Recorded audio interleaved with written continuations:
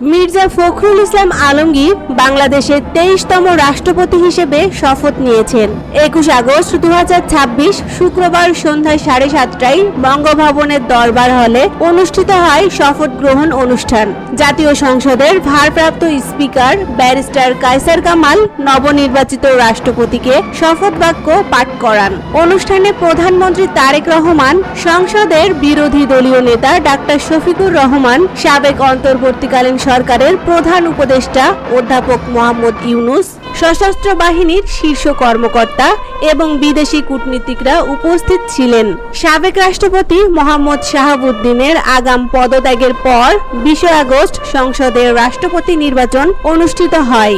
এতে মির্জা ফখরুল ইসলাম আলমগীর 255 ভোট পেয়ে বিজয়ী হন। তার প্রতিদ্বন্দ্বী অবসরপ্রাপ্ত কর্নেল অলি আহমেদ পান 88 ভোট। শপথের পর বঙ্গভবনে দায়িত্বভার গ্রহণ করেন নতুন রাষ্ট্রপতি। পরে মন্ত্রিসভার নতুন 4 মন্ত্রী ও 2 প্রতিমন্ত্রীর শপথ বাক্য পাঠ করান তিনি।